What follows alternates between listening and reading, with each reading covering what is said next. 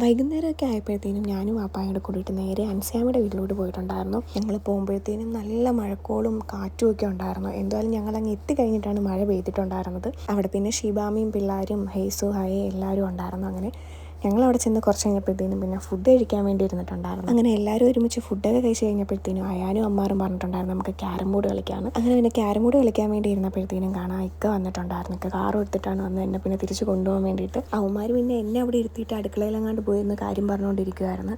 പക്ഷേ അജ്മലിക്ക വന്നെന്ന് അറിഞ്ഞപ്പോഴേ അവന്മാർ നേരെ ഓടി വന്നിട്ടുണ്ടായിരുന്നു. അജ്മലിക്കായി കണ്ടപ്പോഴേ എല്ലാം കൂടെ പറഞ്ഞെങ്കിൽ വന്നിട്ടുണ്ടായിരുന്നു. പിന്നെ നേരെ ഞങ്ങൾ ക്യാരം ബോർഡ് കളി തുടങ്ങിയിട്ടുണ്ടായിരുന്നു. ഞാനും ഇക്കായുമായിരുന്ന ടീം, അയാനും അമ്മാറുമായിരുന്ന ടീം. അങ്ങനെ കുറച്ച് നേരം ഇരുന്ന് നമ്മൾ ക്യാരം ബോർഡൊക്കെ കളിച്ച് കഴിഞ്ഞിട്ട്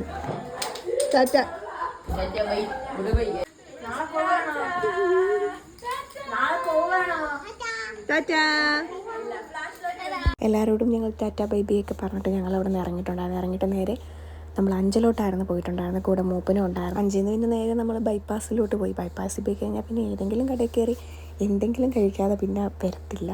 അപ്പം നമ്മൾ നേരെ കയറിയിട്ടുണ്ടായിരുന്ന കൈറോയിലായിരുന്നു. അവിടെ കയറിയിട്ട് നേരെ ഒരു ചായയൊക്കെ പറഞ്ഞിട്ടുണ്ടായിരുന്നു. എവിടെയൊക്കെ പോയാലും അവസാനം കറങ്ങി തിരിഞ്ഞ് നമ്മൾ ബൈപ്പാസിൽ തന്നെ വന്ന് എത്തിച്ചേരും. എനിക്ക് ചായയും പിന്നെ അവർ രണ്ടുപേരും മിൻറ്റ് ടീ അങ്ങനെ എന്തോ ഒരു സംഭവം. പിന്നെ അതൊക്കെ കുടിച്ച് അവിടെ ഇങ്ങനെ ഇരുന്നപ്പോഴത്തേനും കാണാം വീണ്ടും ഞങ്ങൾക്ക് എന്തെങ്കിലും കുടിക്കാൻ തോന്നിയിട്ടുണ്ടായിരുന്നു.